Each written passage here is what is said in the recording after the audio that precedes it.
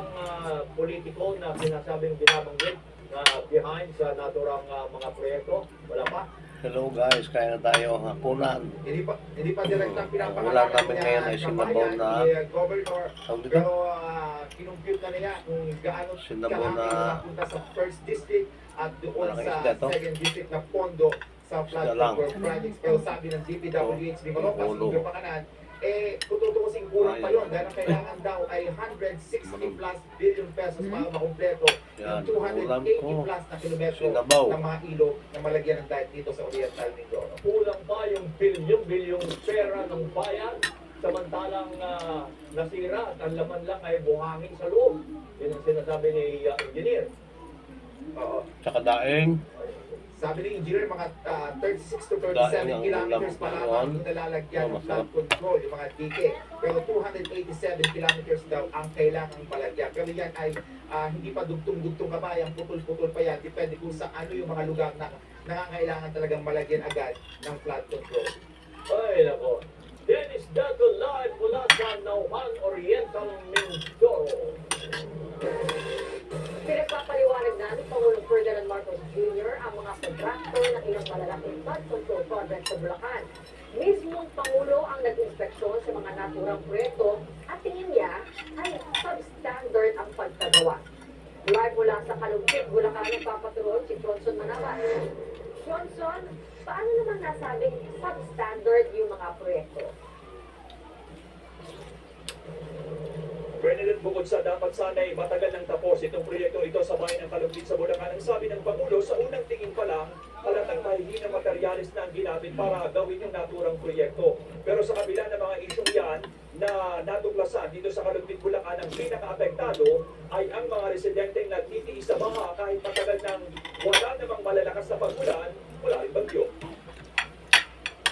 Eh, paano yung ano naman eh, Bahay na ito, in-expose na yung Magalong, yung mayor ng ano, mag-aapat na buwan ng lubog sa mga Bagyo. ilang lugar, kahit ilang linggo nang walang malalakas na pagulan. binababaan daw ng pundo ang bawat lugar. Pero ang daming binabawas, magkano na lang daw natitira para ipagawa, may ipagawa.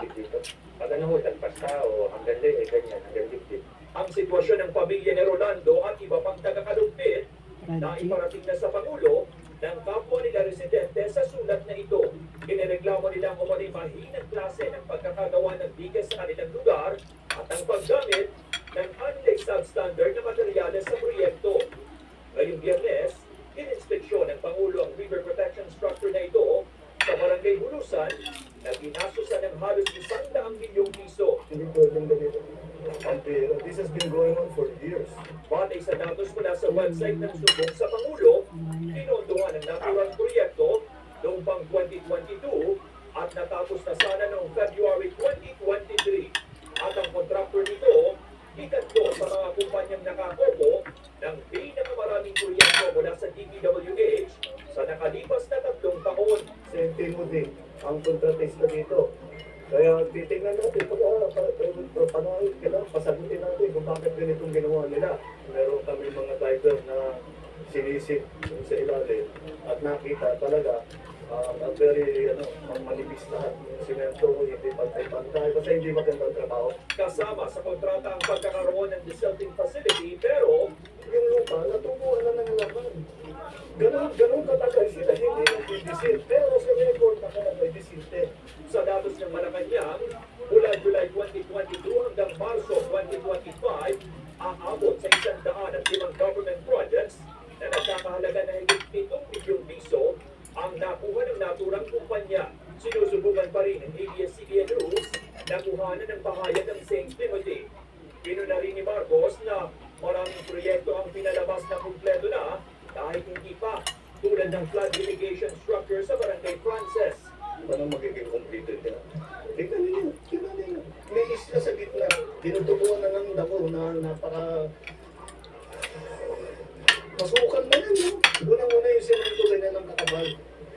Eh dapat 18 centimeters. 18 centimeters, 18 centimeters. Parang kalsada. Hawakan na yun. Sa kamay kayang durugin. Padat na yung semento na ginamit. Nagtipid sa semento. Base sa sumbong ng Pangulo website, Wawa Brewers ang nakakuha ng proyekto sa Barangay Frances na may pondong 77.19 million pesos at dapat sana'y tapos na noong 2023. Isa ang kontraktor na ito sa top 12 na pinangalanan ni Marcos noong Lunes. Samantala, desidido ang liderato ng Kamara na ituloy ang planong investigasyon sa katiwalian sa mga flood control projects kahit pa sinasabing sangkot dito ang ilang kongresista.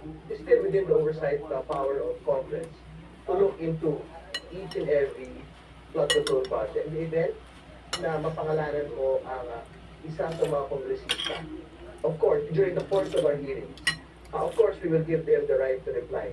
Magkahon na pangalan and explain themselves. Pero, sang-ayon din naman siya kung isang third party ang mag-iimbestiga, basta't eksperto ito at walang halong malisya at politika.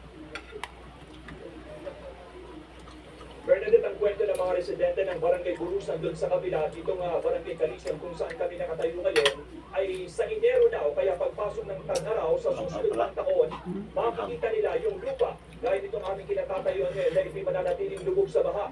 Pero dahil sa personal na pagbisita at pag-inspeksyon ng Pangulo kanina sa proyekto dito sa Kalupit sa Bulacan, umaasa ang mga residente ng bayan na ito na may mangyayari at masusolusyonan ang matagal na lang problema ng pagbaha. Bernadette. Monson, so sinong iniimbestigahan, yung kontratista ba? Yung DPWH ba na dapat nag-inspection din naman bago ibigay yung pondo dito sa mga kontratista ito? Base doon sa pahayag ng Pangulo Bernadette, una, pagpapaliwanagin ng kontratista na nakakuha ng proyekto sa lugar na ito at kung kinakailangang pagpaliwanagin din yung mga opisyal ng DPWH, ang sabi ng Malacanang ay pagpapaliwanagin din para mahanapan ng solusyon at masagot yung maraming tanong bakit sa kabila ng milyong-milyong pisong pondong inilaan dito, binabaha pa rin ang bayan ng Kalumpit.